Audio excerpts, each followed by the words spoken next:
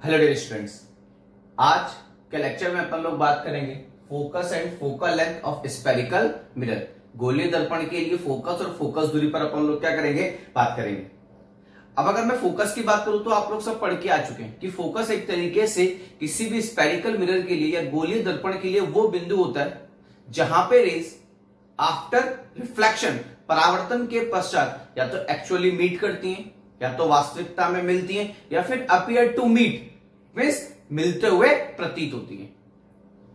तो आज के लेक्चर में अपन लोग यही बात करेंगे कि फोकस जो होता है जहां पे रेज एक्चुअली में मीट करती हैं या अपीयर टू मीट होती हैं, तो वो पॉइंट किस तरीके से डिफाइन होता है उसी पर अपन लोग क्या करेंगे, आज बात करेंगे। लेकिन उस पर डिस्कस करने से पहले आज अपन पहले एक बार बात करते हैं किस पर, पैरा एक्सियल रेज पर। इस पर बात करते हैं अपन लोग, पैरा एक्सियल रेज पर बात करते हैं। Paraxial rays. अब नॉर्मली होता है कि जब अपन ये पूरा चैप्टर डिस्कस करेंगे तो उस चैप्टर में अपन लोग नॉर्मली जो मेन जिन रेज पर बात करेंगे वो होगी अपन लोगों के पास पैरा एक्सियल रेज होंगी। अपने पास दो तरीके की रेज होती है, एक तो होती है पैरा एक्सियल रेज और एक होती है आप लोगों के पास मार्जिनल रेज। अब जो पैरा एक्सियल रेज होती है इसके लिए अगर मैं बात करता हूं तो एंगल ऑफ इंसिडेंस, आपतन कोण जो होता है आप लोगों के पास, उसकी वैल्यू क्या होती है आप लोगों के पास, स्मॉल होती है, वेरी स्मॉल होती है। अगली बस में जबकि अगर मैं बात करता हूं मार्जिनल रे के लिए तो ऐसी कंडीशन पे जो एंगल ऑफ इंसिडेंस है, आपतन कोण की वैल्यू होती है वो आप लोगों के पास क्या होती है, लार्ज होती है। अगर मैं सिंपल सी बात करूं तो angle of incidence greater than कितना जाएगा आप लोगों के पास, 5 डिग्री हो जाएगा। ये सारी बातें अपन इसलिए करते हैं, तो देखना क्यों करते हैं इस तरीके से वो मैं आप लोगों को बता देता हूं, ठीक। क्योंकि जो अपने पास पैरा एक्सियल रेज होती है, सपोज ये मेरे पास एक तरीके से कॉनकेव मिरर है, कॉनकेव मिरर है, ठीक, अवतल दर्पण है। ये इसका पोल हो गया, लास्ट लेक्चर में आपको ये सारा एक्सप्लेन करा है। ये इसका सेंटर ऑफ कर्वेचर हो गया। अब आप बहुत ध्यान से देखना कि अगर सपोज रे, और ये आप लोगों को पता होता है कि सेंटर ऑफ कर्वेचर और प्रिंसिपल जो पोल को मिलाने वाली जो लाइन होती है उसको अपन क्या बोलते हैं, प्रिंसिपल एक्सिस बोलते हैं, मुख्य अक्ष बोलते हैं, ठीक। तो ये तो हो गया पोल, ध्रुव, ये हो गया सेंटर ऑफ कर्वेचर, वक्रता केंद्र, और ये हो गया आप लोगों को प्रिंसिपल एक्सिस, मुख्य अक्ष जो पी और सी को मिलाती है। अब आप देखना कि अगर सपोज कोई प्रिंसिपल एक्सिस के पैरेलल आ रही है, अरे बात समझे आप लोगों को, ठीक। तो फैक्ट है कि जैसे ही इस रिफ्लेक्टिंग सरफेस पर इंसिडेंट होगी तो सबसे पहले अब अपन को हमेशा याद रखना है कि अगर रे किसी भी रिफ्लेक्टिंग सरफेस पर इंसिडेंट हो रही है तो इंसिडेंट होती है वो सबसे पहले किसको ढूंढेगी, नॉर्मल। अब आपको पता होता है कि ये आपके पास सेंटर ऑफ कर्वेचर है, सेंटर है ये, फैक्ट है। और सेंटर से अगर आप किसी भी सरफेस पर अगर अपन लाइन डालते हैं तो वो हमेशा परपेंडिकुलर इंसिडेंट होगी कि नहीं होगी, तो फैक्ट है ये नॉर्मल की तरह ट्रीट करेगी कि नहीं करेगी। और ये एंगल आप लोगों के पास एक तरीके से क्या हो गया, थीटा हो गया कि नहीं हो गया। अब आप बहुत ध्यान से देखना, ये वाली रे जितना ज्यादा, अब आप इसको अपन पास लेके आते हैं, अब मैं इसको जितना पास लेके आऊंगा, मान लीजिए मैं यहां पे लेके आया इसको, तो फैक्ट है अब जो नॉर्मल बनेगा वो यहां पर बनेगा कि नहीं बनेगा, इस तरीके से देखना अब आप लोग, ठीक। अब जो नॉर्मल बनेगा वो कहां पर बनेगा, अब जो नॉर्मल बनेगा वो यहां पर बनेगा इस तरीके से। और ये एंगल आप लोगों के पास मान लेते हैं कि एंगल कितना है, थीटा डैश। तो आप खुद नोटिस कर रहे हो कि ये अगर हम बात करें तो थीटा इन थीटा डैश क्या है आप लोगों के पास, एंगल ऑफ इंसिडेंस, आपतन कोण। अब आप देखो कि जैसे जैसे आप लोग प्रिंसिपल एक्सिस के पास आते जा रहे हो, जो इंसिडेंट रे वो प्रिंसिपल एक्सिस के पास आती जा रही है, आप खुद देख लो कि एंगल ऑफ इंसिडेंस की वैल्यू क्या होती जा रही है, डिक्रीज होती जा रही है। तो ऐसी कंडीशन पे अपन यहां पे क्या करते हैं कि जब भी अपन बात करेंगे तो अपन कौन सी रेज लेंगे, अपन लेंगे पैरा एक्सियल रेज, जिसको अपन एक तरीके से उपाक्षीय किरण भी बोलते हैं। क्या बोलते हैं, उपाक्षीय किरण। उपाक्षीय किरण मतलब जो प्रिंसिपल एक्सिस के बिल्कुल पास होगी, इस तरीके से, इस तरीके से बिल्कुल पास होगी। तो ये अपन लोगों के पास जो एक्सिस, ये जो रे होगी ये अपने पास कौन सी रे होगी, पैरा एक्सियल रेज। और प्रिंसिपल एक्सिस से रे जितना ज्यादा दूर होगी वो आप लोगों के पास कौन सी रे होगी, मार्जिनल रे होगी। तो ऐसी कंडीशन पर अपन ये इसलिए करते हैं ताकि अपन एरर को क्या कर सके, कम से कम कर सके। और यही रीजन होता है कि जब भी अपन यहाँ पे थ्रू आउट, चाहे अपन लेंस वाले केस में बात करेंगे चाहे अपन मिरर वाले केस में बात करेंगे, जो रेज अपन लोग लेंगे वो रेज अपन कौन सी रेज लेंगे, पैरा एक्सियल रेज लेंगे, जिसके लिए एंगल ऑफ इंसिडेंस आप लोगों के पास क्या होगा, स्मॉल होगा, वेरी स्मॉल होगा। आई बस में अब फैक्ट है कि अगर मैं पैरा एक्सियल रेज लेके इस तरीके से इसको एक्सप्लेन करूंगा तो मैं आपको समझा नहीं पाऊंगा, तो रेज तो मैं दूरी बनाऊंगा। आई बस में प्रिंसिपल एक्सिस से रेज तो मैं दूरी बनाऊंगा, क्यों, आप लोगों को एक्सप्लेन करने के लिए, लेकिन आप लोगों को अपने आप समझना है कि ये जो रे मैंने बनाई है ये कौन सी रे है आप लोगों के पास, पैरा एक्सियल रेज है। आई बात समझ में आप लोगों को? क्योंकि नॉर्मली होता है क्या है कि अगर अपन आगे देखेंगे इसमें, क्योंकि अपन ने पैरा एक्सियल रेज ही क्यों ली, ठीक है ना, क्योंकि रेज जितना दूर जाती जाती है, ठीक है ना, वो जो पॉइंट होता है जिस पर वो एक जाके मीट करेंगी, वो पॉइंट का होता है जैसे जैसे रेज दूर जाती जाती है वो पॉइंट भी करने लगता है, शिफ्ट होने लग जाता है। तो अपन एक पर्टिकुलर कंडीशन अपन बात करते हैं कि जो पैराक्सियल रेज होती है जो प्रिंसिपल एक्सिस के बिल्कुल पास है, वो मैक्सिमम रेज एक ही पॉइंट पे जाके क्या कर जाती है, सारी की सारी मीट कर जाती हैं, और उसी पॉइंट को आगे जाके अपन लोग क्या बोलते हैं, एक तरीके से फोकस पॉइंट बोलते हैं। पहले तो बात समझ में आएगी नहीं। तो अब अपन जितनी भी रेज यहाँ पे लेंगे वो सारी कौन सी रेज लेंगे, अपन लोग पैराक्सियल रेज लेंगे, मार्जिनल रेज नहीं लेंगे। आ रही बात समझ आप लोगों को? तो देखना आप लोग, और हमेशा याद रखना जो रे प्रिंसिपल एक्सिस के जितना पास होगी उसके लिए एंगल ऑफ इंसिडेंस की वैल्यू उतनी ही क्या होगी आप लोगों के पास, स्मॉल होगी, उतनी ही छोटी होगी। आई बात समझ में आप लोगों को? अब आप लोग देखना इस चीज को। अब अपन उस पॉइंट पे डिफाइन करते हैं जिस पॉइंट पे रे आके मीट करती हैं या अपीयर टू क्या होती है आप लोगों के पास, मीट होती है। तो देखना अपने पास सपोज एक कॉन्केव मिरर है, अवतल दर्पण है, ठीक है ना, ये हो गया अपने पास कॉन्केव मिरर, अवतल दर्पण। अब आपको पता होता है कि ये जो मिड पॉइंट होगा ये आप लोगों के पास क्या होगा, पोल, ध्रुव होगा। आ गई बात में? ठीक। और फैक्ट है कि ये जो आपके पास कॉन्केव मिरर है ये किसी एक स्फीयर का पार्ट है कि नहीं, आप लोगों के पास किसी न किसी एक स्फीयर का पार्ट होगा, इस तरीके से किसी न किसी एक स्फीयर का पार्ट होगा। तो फैक्ट है इसका अपना खुद का क्या होगा, एक सेंटर होगा कि नहीं होगा, जिसको अपन क्या बोलते हैं, सेंटर ऑफ कर्वेचर, वक्रता केंद्र। आ गई बात में?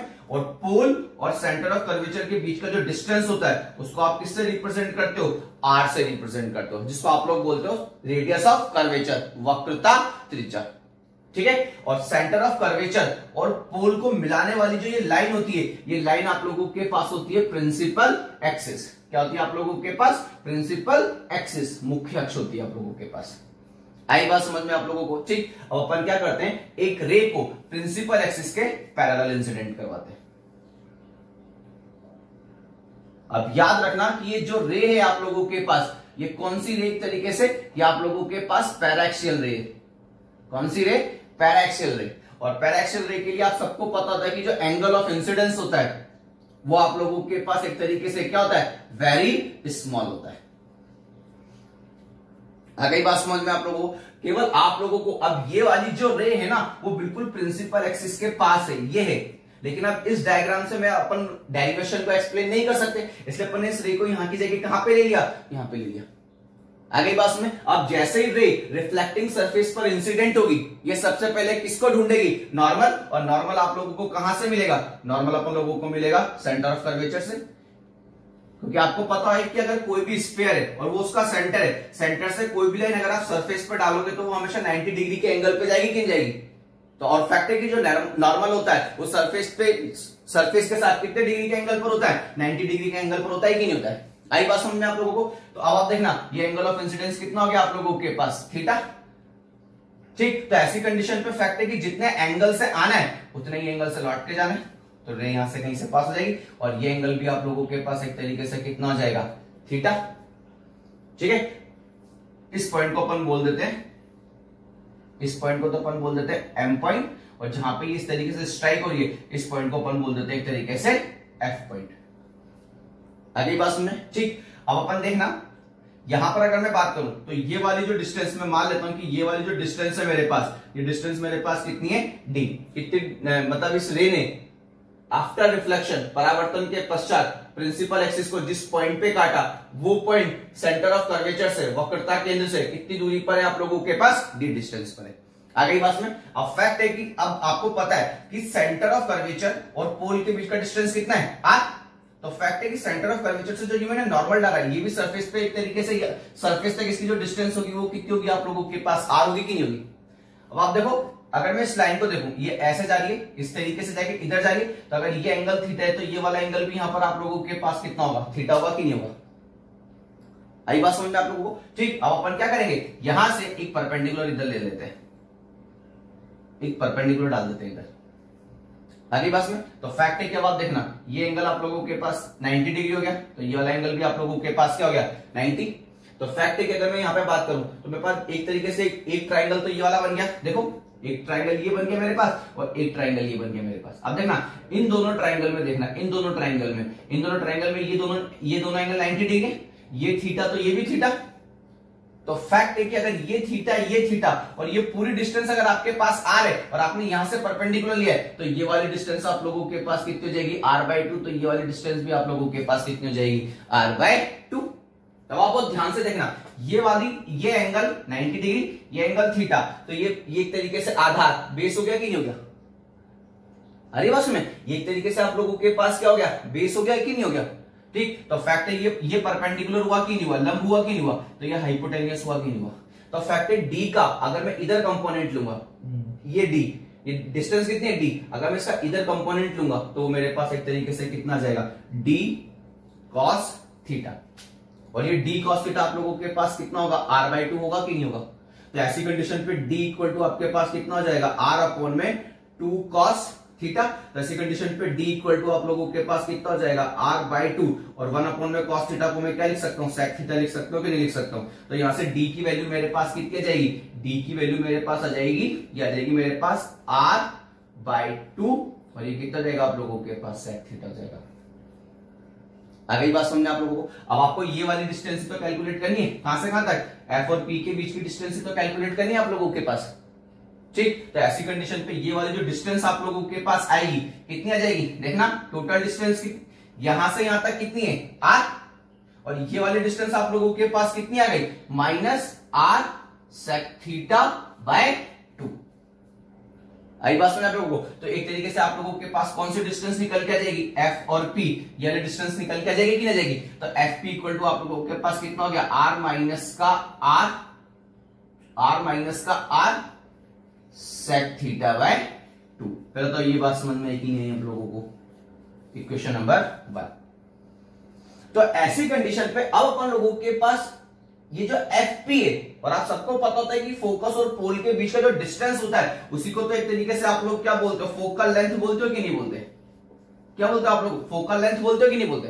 तो ऐसी कंडीशन पर अपन लोग क्या देखते हैं कि जो मेरे पास फोकल लेंथ है वो मेरे पास एक तरीके से कितनी आई, r minus r sec theta by 2। लेकिन सर आप हम तो छोटी क्लासेस में जो फोकल लेंथ है वो तो f इक्वल टू r/2 पढ़ के पढ़ गया नहीं पढ़ गया, लेकिन यहां पे जो वैल्यू है वो कितना है, ये r minus r/2 sec theta by 2। ये आप लोगों के पास फोकल लेंथ की एक्चुअल वैल्यू है, ये आप लोगों के पास फोकल लेंथ की एक्चुअल वैल्यू है। अरे बस में, लेकिन अगर मैं यहां पे क्या करता हूं, अगर मैं यहां पे सपोज थीटा को स्मॉल ले लेता हूं, इफ थीटा इज स्मॉल, ठीक है ना, वेरी स्मॉल ले लेता हूं, और ये क्यों स्मॉल लिया अपन लोगों ने, फॉर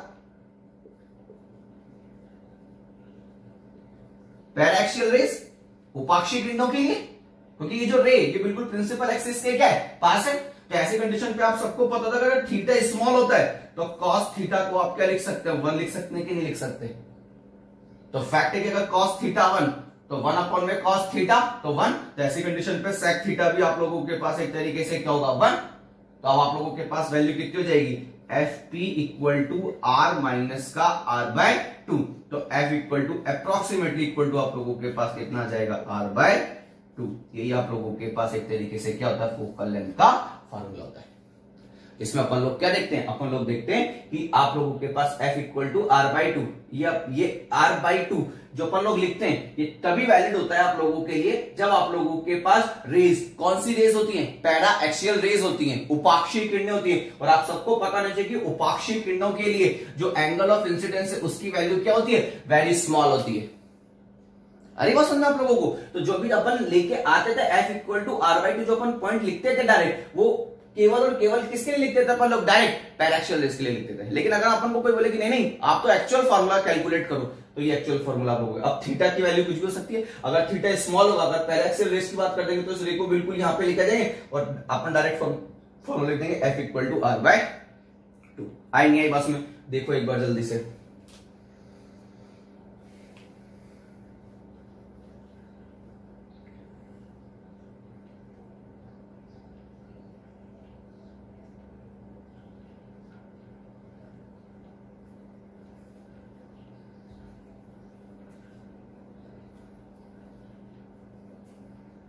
आई बात समझ में आप लोगों को? ठीक, तो ऐसी कंडीशन पर अपन लोगों ने क्या देखा, अपन लोगों ने देखा कि अगर सपोज आपके पास जो इंसिडेंट रे जो कि एक तरीके से प्रिंसिपल एक्सिस के पैरेलल है, ठीक है ना, आप लोगों के पास जो आपतित किरण है जो कि मुख्य अक्ष के समांतर है, और साथ ही साथ आप लोगों के पास क्या है, उपाक्षीय भी है, उपाक्षीय किरण भी, मतलब पैराक्सियल रेज भी है। तो आफ्टर रिफ्लेक्शन वो जिस पॉइंट से पास होगा, ठीक है ना, परावर्तन के पश्चात वो जिस बिंदु से प्राप्त होगा उस बिंदु को ही, उस पॉइंट को ही अपन क्या बोलेंगे, एक तरीके से फोकस पॉइंट बोलेंगे। आई नहीं आई आप लोगों को बात समझ में? ठीक, तो इस तरीके से अपन लोग फोकस पॉइंट को क्या करते हैं, डिफाइन करते हैं कि अगर सपोज आप लोगों के पास पैराक्सियल रेज उपाक्षीय किरणें परावर्तन के पश्चात आफ्टर रिफ्लेक्शन जिस पॉइंट से पास होती है उस पॉइंट को अपन एक तरीके से क्या बोलते हैं, फोकस बोलते हैं। आई नहीं आई बात समझ में आप लोगों को? ठीक, आगे चलते हैं अपन लोग।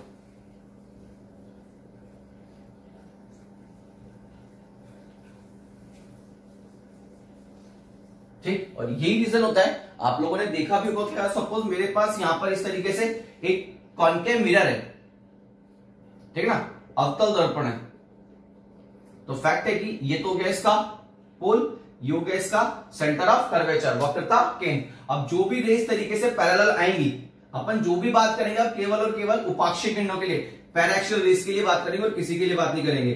ठीक, इस तरीके से अगर ये आ रही है तो आफ्टर रिफ्लेक्शन ये सब एक ही पॉइंट से क्या होंगी, ये पास होंगी इस तरीके से, और जिस पॉइंट से ये पास होंगी उस पॉइंट को अपन क्या बोलेंगे, फोकस। तो ऐसी कंडीशन पे अब आप देखो कि ये मेरे पास जो एक तरीके से कॉन्केव मिरर है, कॉन्केव मिरर है, इस कॉन्केव मिरर की अगर मैं बात करूं तो आफ्टर रिफ्लेक्शन रेस एक पॉइंट पर एक्चुअली में क्या कर रही है, मीट कर रही है।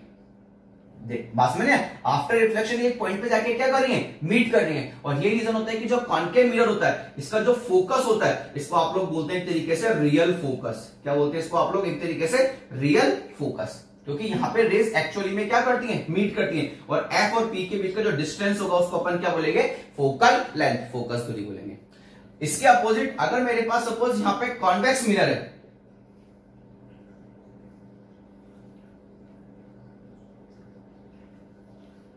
कॉन्वेक्स मिरर है, ठीक है ना, उत्तल दर्पण है, तो जो रेज आएंगी प्रिंसिपल एक्सिस के पैरेलल, अब ये देखो इस तरीके से रखा हुआ है, तो फैक्ट है इसका सेंटर ऑफ कर्वेचर इधर कहीं होगा कि नहीं होगा, और रेज इस तरीके से आ रही है, इस तरीके से रेज आ रही है।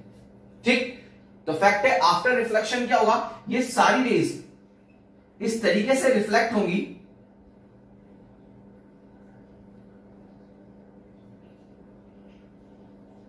इस तरीके से रिफ्लेक्ट होंगी कि आपको एक पॉइंट से इस तरीके से ये सारी की सारी रेज आप लोगों को एक पॉइंट से इस तरीके से चलते हुए, अगर अपन यहां से देख रहे हैं तो अपन क्या देखेंगे, अपन देखेंगे कि सारी की सारी रेज किसी एक पॉइंट से चल के आ रही है, ठीक है, इस पॉइंट से चलकर आ रही है। तो देखो यहां पर एक्चुअली में तो मीट नहीं, तो केवल अपन मान रहे कि हाँ ये सारी की सारी रेज यहां से चल के आ रही है इस तरीके से। तो ऐसी कंडीशन पे अगर अपन बात करते हैं कॉन्वेक्स मिरर के लिए, तो इसका जो फोकस होता है, ठीक है ना, उसको अपन एक तरीके से क्या बोलते हैं, वर्चुअल फोकस बोलते हैं। क्या बोलते हैं, वर्चुअल फोकस बोलते हैं।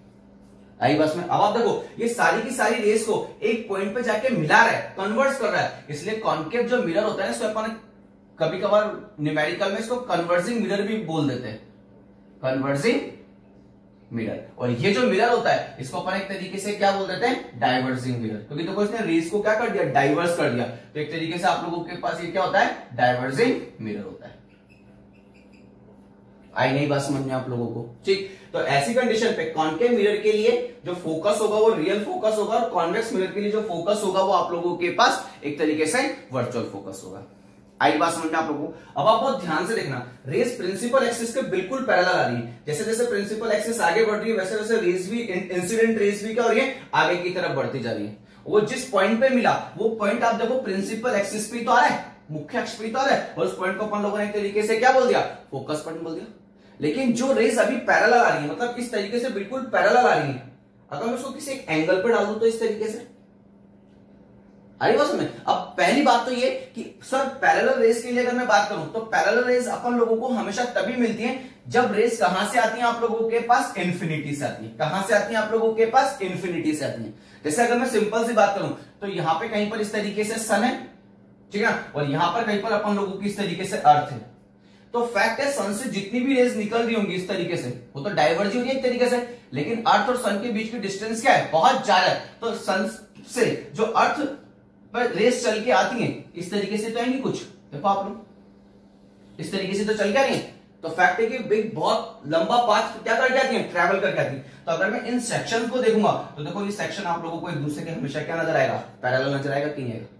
तो फैक्ट है कि अगर मैं सिंपल सी बात करूं कि अगर यहाँ पे इस तरीके से कॉन्वेक्स मिरर रखा हुआ है तो देखो जो रेज गिरेंगी वो प्रिंसिपल एक्सिस के साथ किसी ना किसी एंगल थीटा पे जाके गिरेंगी, गिरेगी कि नहीं गिरेगी। लेकिन रेज तो पैरेलल आ रही है, लेकिन प्रिंसिपल एक्सिस के साथ, मुख्य के साथ किसी एंगल, क्योंकि सन ऐसे ही है और रेज ऐसी तो चल के आएंगी हमेशा, ऐसे तो ना चल के आएंगी। ये तो तब चल के आएंगी जब अपन बिल्कुल इस तरीके से सामने इस तरीके से तब ऐसा कुछ हो सकता है। ये तो अपने इस वाले केस के लिए बात करें, लेकिन जो रेज चल के आनी है अर्थ पर वो तो इसी तरीके से चल के आनी है। तो फैक्ट है कि अब आप बहुत ध्यान से देखना अब क्या होगा।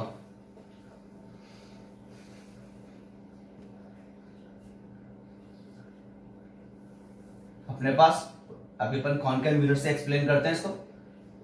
ये मेरे पास एक तरीके से कॉनकेव मिरर हो गया, ये पोल हो गया, ये सेंटर ऑफ कर्वेचर हो गया, ठीक, सेंटर ऑफ कर्वेचर हो गया। अब जो रेज हैं वो इस तरीके से आके इंसिडेंट हो रही है, देखना अब आप लोग किसी एक एंगल थीटा पर इस तरीके से, ठीक। और यहां पे ये मेरे पास मान लेते हैं कि कितना एंगल बन रहा है, अल्फा। और अल्फा को अपन लोग यहाँ पे क्या ले लेते हैं, अल्फा को अपन लोग यहाँ पे ले लेते हैं कि जो अल्फा है वो आप लोगों के पास स्मॉल है, वेरी स्मॉल है। इट मींस जो भी बात कर रहे हैं अभी भी अपन पैरा एक्सियल रेज पर ही बात कर रहे हैं। तो फैक्ट इस तरीके से रेज एक दूसरे के पैरेलल आके क्या करेंगी, इस मिरर पर जाके इंसिडेंट होंगी कि नहीं होंगी, इस तरीके से, इस तरीके से इंसिडेंट होंगी कि नहीं होगी। तो फैक्ट है कि अब जब रेस पैरेलल आ रही थी, बहुत ध्यान से देखना, जब रेस पैरेलल आ रही थी इस तरीके से, जब रेस पैरेलल आ रही थी इस तरीके से, तो आफ्टर रिफ्लेक्शन वो एक पॉइंट से पास हो रही थी कि नहीं हो रही थी सारी की सारी। वो पॉइंट आप लोगों को कहां पे मिल रहा था, प्रिंसिपल एक्सिस पे तो मिल रहा था। लेकिन अब जो रेस पहले इस तरीके से आ रही थी, अपन ने इसको थोड़ा सा इस तरीके से, पहले ऐसे आ रही थी तो फोकस पॉइंट भी बिल्कुल प्रिंसिपल एक्सिस पे था, और अपन इसको थोड़ा सा इस तरीके से टिल्टेड कर दिया, किसी एक एंगल थीटा पे डाल दिया। तो फैक्ट है जैसे जैसे मैं इस लाइन को ऐसे टेढ़ा करता जाऊंगा तो जो फोकस पॉइंट है वो किधर की तरफ शिफ्ट होता रहेगा, इसी लाइन पर रहेगा, यहीं पर ही, लेकिन अब किधर की तरफ शिफ्ट होता जाएगा, नीचे की तरफ। क्योंकि फिक्स है कि रेज अगर पैरेलल आ रही है, ठीक है ना, पैराक्सियल रेज अगर पैरेलल आ रही है तो आफ्टर रिफ्लेक्शन एक ही पॉइंट पर मिलेगी। और अभी वो पॉइंट आप लोगों को कहां पे मिल रहा था, प्रिंसिपल एक्सिस पे मिल रहा था। लेकिन अब मैंने रेस को जो इस तरीके से पैरेलल आ रही थी, अब मैंने एक एंगल थीटा से ऐसे डाल दिया। तो फैक्ट है अभी भी तो है तो पैरेलल ही, और पैराक्सियल रेज है तो पॉइंट तो वहीं कहीं होना चाहिए, लेकिन वो पॉइंट थोड़ा सा जो मुख्य फोकस होता है आप लोगों का, ठीक है ना, प्रिंसिपल फोकस होता है, उससे थोड़ा सा नीचे की तरफ क्या हो जाता है, शिफ्ट हो जाता है। कि सपोज मान लेते हैं कि अगर मैं बात करता हूं, मान लीजिए कि अपन लोगों का जो फोकस है वो इसी पॉइंट पर यहां पर कहीं पर है, इस तरीके से देखो आप लोग, मान लेते हैं कि फोकस वो यहीं पर था प्रिंसिपल एक्सिस पर। लेकिन जैसे ही मैंने रेस को क्या करा, किसी एक एंगल थीटा पे डाला, तो जो फोकस होगा वो इसी प्लेन पे, और जस्ट इस फोकस के नीचे ही क्या हो जाएगा, आप लोगों के पास शिफ्ट हो जाएगा। अरे बस में तो जैसे मैं इस पैराक्सियल रेस को किसी एक एंगल थीटा पे क्या करूंगा, इंसिडेंट करूंगा, तो जो फोकस है वो थोड़ा सा कहीं पर भी होगा, उसी प्लेन पे, जैसे कि मान लीजिए ये प्लेन है बिल्कुल, ठीक, उसी प्लेन पर थोड़ा सा। अब फैक्ट है कि नीचे अपन ने रेस को इस तरीके से ऊपर लेके गए तो फोकस किधर की तरफ शिफ्ट होगा, नीचे की तरफ, तो वो यहां पे कहीं पर इस तरीके से आ जाएगा, ठीक। और इस तरीके से यहां पे कहीं पर आफ्टर रिफ्लेक्शन ये यहां से पास हो जाएगी इस तरीके से, ये इधर से पास हो जाएगी, ये इधर से, ये इधर से, और ये इधर से, और ये यहां पे जो पॉइंट बनेगा ये आप लोगों के पास अब एक तरीके से क्या होगा, वो पॉइंट होगा जो कि फोकस के, जो मेन फोकस है उसके जस्ट ही नीचे होगा आप लोगों के पास। आई बात समझ में आप लोगों को? तो एक तरीके से अगर मैं सिंपल सी बात करूं तो मैं आप लोगों को यहां पर एक्सप्लेन करना चाहता हूं फोकल प्लेन। क्या एक्सप्लेन करना चाहता हूं, फोकल प्लेन, कि अगर सपोज रेज, ठीक है ना, अभी तक जो रेज एक दूसरे के पैरेलल आ रही थी, आफ्टर रिफ्लेक्शन वो जिस पॉइंट पे जाके मीट करेंगी वो पॉइंट एक तरीके से आप लोगों के पास क्या था, फोकस, और वो फोकस हमेशा किस पर होता है, प्रिंसिपल एक्सिस पर होता है। लेकिन अगर आप लोगों ने रेस को किसी एक एंगल थीटा पे डालना इंसिडेंट करा, और अभी भी रेज एक दूसरे के पैरेलल आ रही है, तो फैक्ट है कि जो भी आप अब ये देख जिस पॉइंट पे जाके मिलेंगी वो पॉइंट हमेशा उस फोकस जो मेन फोकस है उसी प्लेन में प्रिंसिपल एक्सिस से या तो ऊपर की तरफ शिफ्ट हो जाएगा या नीचे की तरफ शिफ्ट हो जाएगा। आई बात समझ में आप लोगों को? इसको इस तरीके से समझो आप लोग कि सपोज ये आप लोगों के पास रेज इस तरीके से पैरेलल आ रही है, आफ्टर रिफ्लेक्शन मान लीजिए किसी एक पॉइंट पर मीट करी आगे बात में, और उस पॉइंट पर मैंने एक हाइपोथेटिकल एक प्लेन कंसीडर कर लिया, इस तरीके का एक प्लेन, रेज ऐसे आ रही है, रिफ्लेक्ट हो रही है और एक पॉइंट पे जाके मीट कर रही है, तो मैंने यहां पर एक हाइपोथेटिकल प्लेन कंसीडर कर लिया इस तरीके से। आगे बस में अब जो रेस पहले एकदम सीधे आ रही थी मैं उनको किसी एक एंगल थीटा पे डालता हूं, अब रेस ऐसे आ रही कि नहीं आ रही, तो फैक्ट है आफ्टर, अब फैक्ट है कि जब वो मिरर से रिफ्लेक्ट होंगी तो नीचे ही तो कहीं जाएंगी, तो फैक्ट है जब वो पैरेलल आ रही है तो मीट भी एक पॉइंट पर करेगी, तो जो फोकस पहले ऊपर था जो प्रिंसिपल एक्सिस पे था वो तभी था जब रेस प्रिंसिपल एक्सिस के पैरेलल आ रही है, लेकिन किसी एक एंगल थीटा पर अगर ऊपर से आ रही है तो फोकस नीचे की तरफ शिफ्ट हो जाएगा, अगर नीचे से आ रही है तो फोकस ऊपर की तरफ शिफ्ट हो जाएगा, अगर साइड से आ रही है ऐसे आ रही है तो फोकस इसी प्लेन पर इधर की तरफ शिफ्ट हो जाएगा, अगर रेस इधर से आएंगी तो फोकस इसी प्लेन पर इधर की तरफ शिफ्ट हो जाएगा, लेकिन रहेगा इसी प्लेन पर, इसी फोकस के साथ ऊपर नीचे आगे पीछे शिफ्ट होता जाएगा, लेकिन ऐसा नहीं कि आगे चला जाएगा या फिर पीछे चला जाएगा, रहेगा इसी प्लेन पर कहीं ना कहीं। तो ऐसी कंडीशन पे ये जो प्लेन होता है जिसपे फोकस क्या कर सकता है, मूव करता है, और फोकस कब मूव करेगा, जब आप लोगों के पास इंसिडेंट रे प्रिंसिपल एक्सिस के साथ एंगल चेंज करेगी। तो ऐसी कंडीशन पे ये जो प्लेन बनता है इस प्लेन को अपन एक तरीके से क्या बोलते हैं, फोकल प्लेन बोलते हैं। आगे बस में एक तरीके से फोकस तल बोलते हैं, जहां पे रेज अगर प्रिंसिपल एक्सिस से किसी एक एंगल थीटा पर पैरेलल आके मिरर पर इंसिडेंट होती है तो जिस पॉइंट पर मिलेगी वो पॉइंट हमेशा किसमें होगा, फोकल तल में ही एक तरीके से होगा, फोकस प्लेन पर ही होगा। आई नहीं आई बात समझ में आप लोगों को फोकल प्लेन की? इसकी रिक्वायरमेंट इसलिए पड़ती है नॉर्मली क्योंकि जो भी अपन लोगों के पास डिस्टेंट ऑब्जेक्ट है जो बहुत दूर है, जैसे मून हुआ, सन हुआ, स्टार्स हुए, उनसे जो रेस चल के आ रही है वो सब रेस एक दूसरे के पैरेलल आएगी, वो प्रिंसिपल जो भी आप लोगों के पास मिरर है उस पर किसी न किसी एक एंगल थीटा पर क्या होगी, इंसिडेंट होगी, तो फिर वो प्रिंसिपल एक्सिस वाले फोकस पे जाके नहीं मिलेंगी, लेकिन वो फोकस जिस प्लेन पर है उस प्लेन पे किसी एक पॉइंट पे जाके क्या करेगी, मीट कर जाएगी।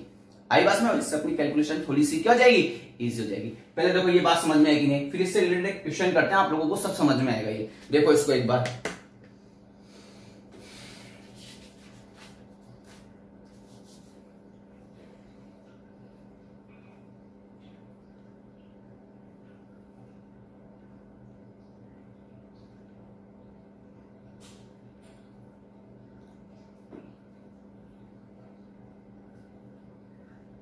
ठीक है। देखो अपन इसको अपन डिफाइन करते हैं थोड़ा सा फोकल प्लेन को एक बार और अच्छे से, और हमेशा याद रखना पैराएक्सियल रेज ही लेनी है जिसके लिए एंगल ऑफ इंसिडेंस क्या होता है, वेरी स्मॉल होता है। अब आप बहुत ध्यान से देखना, ठीक, ये मेरे पास हो गया कॉनकेव मिरर, अवतल दर्पण, कॉनकेव मिरर, ठीक, ये हो गया इसका पोल, ये हो गया इसका सेंटर ऑफ कर्वेचर। अब मान लेते हैं कि दो रेज इस तरीके से पैरेलल आ रही है, इस तरीके से पैरेलल आ रही है, तो अब फैक्ट है कि मान लेते हैं कि इसका फोकस इन दोनों के बीच में यहां पर कहीं पर इस तरीके से ये फोकस पॉइंट हो गया। अब अगर रेज इस तरीके से आती है, प्रिंसिपल एक्सिस के पैरेलल आती है रेज, तो आफ्टर रिफ्लेक्शन कहां से पास होती है, यहां से पास होती कि नहीं होती, लेकिन अब रेज किसी एक एंगल थीटा पर आ रही है, या फिर अगर अपन बात करें तो अल्फा पर आ रही है, कितने पर आ रही है, अल्फा, और अल्फा आप लोगों के पास क्या है, स्मॉल है, वेरी स्मॉल है। आगे बात में, तो फैक्ट है कि आफ्टर रिफ्लेक्शन ये इस तरीके से यहां से किसी एक पॉइंट से पास हो जाएगी, और ये वाली रे भी इस तरीके से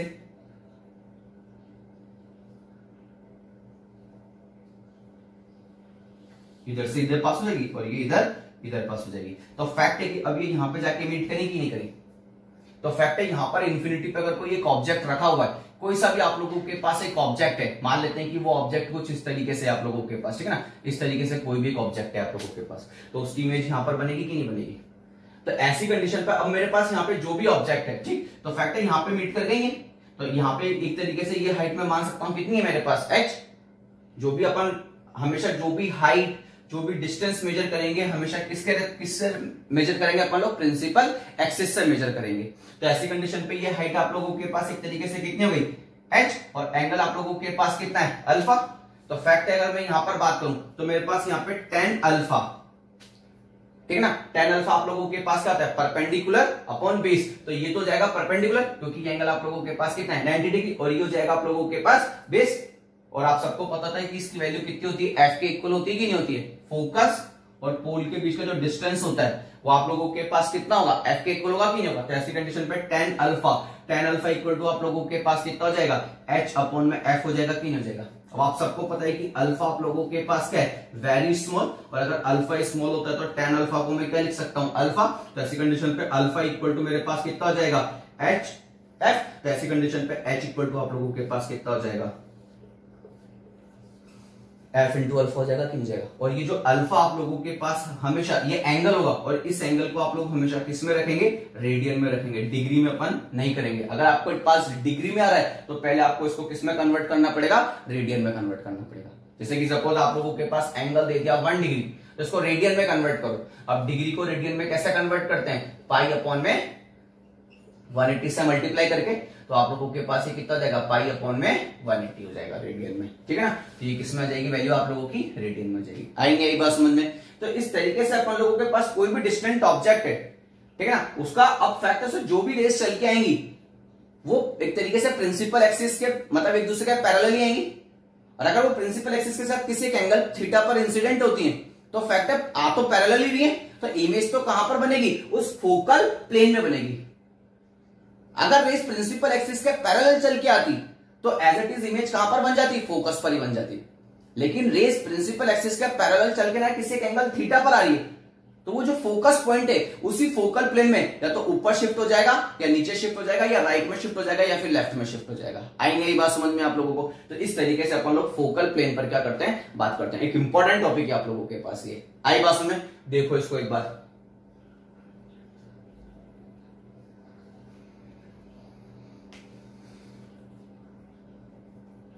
ठीक, अब अपन क्वेश्चंस करते हैं इससे रिलेटेड एक दो।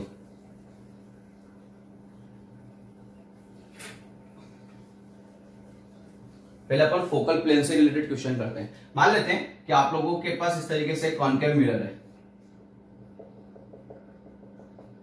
ठीक, ये कॉन्केव मिरर हो गया, और इसके लिए फोकल लेंथ अपन लोग ले लेते हैं 10 सेंटीमीटर। ये आप लोगों का पोल हो गया, ये आप लोगों का सेंटर ऑफ कर्वेचर हो गया। आगे बात समझ में। अब अपन मान लेते हैं कि इन्फिनिटी पर ठीक है ना, कोई एक ऑब्जेक्ट रखा हुआ है इस तरीके से, कोई भी एक ऑब्जेक्ट रखा हुआ है इस तरीके से आपका। अब अपन ने मान लिया कि इस ऑब्जेक्ट से एक रे तो चल के आ रही है बिल्कुल इस तरीके से सीधा। अब आपको पता है कि प्रिंसिपल सेंटर ऑफ कर्वेचर से जो रे जाके सरफेस पे गिरेगी बिल्कुल 90 डिग्री के एंगल पर इंसिडेंट होगी, और अगर 90 डिग्री के एंगल पर इंसिडेंट होगी तो फैक्टर वो अपने पाथ को क्या करेगी, रिट्रेस, और ऐसी जाएगी और ऐसे लौट कर वापस आ जाएगी। आगे बस में। और एक रे को अपन क्या करते हैं, किसी एक एंगल थीटा पे डाल देते हैं इस तरीके से, इस तरीके से, ठीक है ना। इसको अपन बोल देते हैं कोई भी एक एंगल थीटा है अपन लोगों के पास, और थीटा की वैल्यू अपन लोगों को दे रखी है 1.5 डिग्री। देखो 1.5 डिग्री, वेरी स्मॉल। अरे बात में, तो इट मींस ये पैरेक्सियल रेज होगी।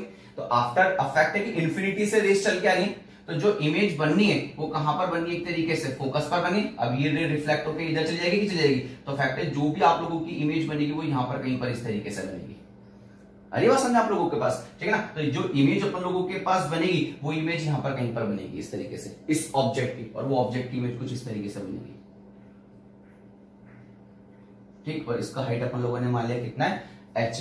तो अब आपको इस h की वैल्यू कैलकुलेट करनी है, इस h की वैल्यू आप लोगों के पास, इस इमेज की हाइट आप लोगों के पास कितनी होगी। तो फैक्ट है कि अगर ये एंगल थीटा तो ये भी आप लोगों के पास कितना होगा, थीटा, और p और f के बीच का डिस्टेंस आप लोगों के पास कितना होगा, f होगा कि नहीं होगा। तो ऐसी कंडीशन पर अगर मैं यहाँ पे tan थीटा इक्वल टू कितना जाएगा आप लोगों के पास, h अपॉन में f हो जाएगा कि नहीं हो जाएगा। तो ऐसी कंडीशन पे थीटा आप लोगों के पास क्या है, स्मॉल, तो tan थीटा को मैं क्या लिख सकता हूं यहाँ पे, थीटा। तो ऐसी कंडीशन पे थीटा इक्वल टू कितना हो जाएगा आप लोगों के पास, h अपॉन में f, तो h इक्वल टू कितना हो जाएगा, थीटा इंटू f हो जाएगा आप लोगों के पास। अब आप सबको पता है कि f 10 सेंटीमीटर देखा, तो f इक्वल टू में माइनस का 10 सेंटीमीटर लिख सकता हूं कि नहीं लिख सकता हूं। पढ़ के आ चुके हो आप लोग, ये माइनस क्यों लिखा, साइन कन्वेंशन, चिन्ह परिपाटी से, कि अगर इधर की तरफ लेफ्ट साइड में जो भी होता है रिफ्लेक्टिंग सरफेस की तरफ, रिफ्लेक्टिंग सरफेस के इधर, ठीक है ना, आप लोगों के पास जो भी होगा वो सब क्या होगा, आप लोगों के पास नेगेटिव होगा। रिफ्लेक्टिंग सरफेस के उधर की तरफ सब पॉजिटिव होगा। प्रिंसिपल एक्सिस के ऊपर चलोगे तो पॉजिटिव, प्रिंसिपल एक्सिस के नीचे चलोगे तो नेगेटिव। पता है ना सारी की सारी बातें आप लोगों को। तो यहाँ पर f इक्वल टू कितना हो गया माइनस का 10 सेंटीमीटर और थीटा इक्वल टू कितना दे रखा है 1.5 डिग्री। तो इसको रेडियन में कन्वर्ट करने के लिए पाई अपॉन में क्या कर दूं, तो आप लोगों के पास ये वैल्यू एक तरीके से कितना जाएगी 1.5 पाई अपॉन में कितना हो गया 180 हो गया कि नहीं हो गया आप लोगों के पास। तो ऐसी कंडीशन पे आप लोगों के पास h की वैल्यू कितनी जाएगी 1.5 पाई अपॉन में 180 इंटू साथ में कितना जाएगा माइनस का 10। तो ठीक है, ये से कैंसिल हो गया। तो आप लोगों के पास एक तरीके से h इक्वल टू कितना जाएगा, h इक्वल टू जाएगा आपके पास 1.5 पाई अपॉन में 1 और यहां से पॉइंट हटाऊंगा तो 180। अब ये 5 से कितने टाइम जाएगा, ये 5 से जाएगा 3 टाइम और ये कितने टाइम जाएगा, ये जाएगा आप लोगों के पास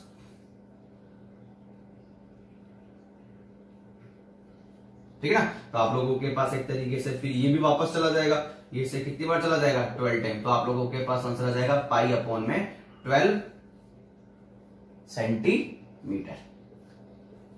आई नहीं बस में। तो इस तरीके से अपन लोग नॉर्मली क्या कर सकते हैं, किसी भी ऑब्जेक्ट के लिए अपन लोग यहां पर बात कर सकते हैं ठीक है। तो किसी भी ऑब्जेक्ट का हाइट मुझे यहां पर कैलकुलेट करने की जो इमेज बनेगा उसका हाइट किस तरीके से बनेगा वो अपन इजीली यहां पर क्या कर सकते हैं कंपेयर कर। अगर आपने यहां पर h कैलकुलेट कर लिया तो जो भी यहां पर ये ऑब्जेक्ट रखा हुआ है इसका हाइट अगर h है तो आप इजीली इस ऑब्जेक्ट का हाइट भी क्या कर सकते हो कैलकुलेट कर सकते हो, क्योंकि आपके पास दो ट्राइंगल बन गए। देखो एक ये वाला ट्राइंगल बन गया और एक आप लोगों के पास ये वाला ट्राइंगल बन गया। दोनों ट्राइंगल को क्या करेंगे अपन लोग आपस में कंपेयर करेंगे, वही सिमिलर प्रूफ करेंगे और इसको क्या कर देंगे अपन लोग सॉल्व कर देंगे। तो आप यहाँ पर कैपिटल H की वैल्यू भी क्या कर सकते हो यहाँ पर कैलकुलेट कर सकते हो। इसको अपन लोग नेक्स्ट टाइम पर ठीक है ना डिस्कस करेंगे और नेक्स्ट टाइम पर अपन लोग इसी से रिलेटेड क्या करेंगे बेटा न्यूमेरिकल सॉल्व करेंगे। आई नहीं आई बात समझ में आप लोगों को। ठीक है, आज के लिए इतना काफी है।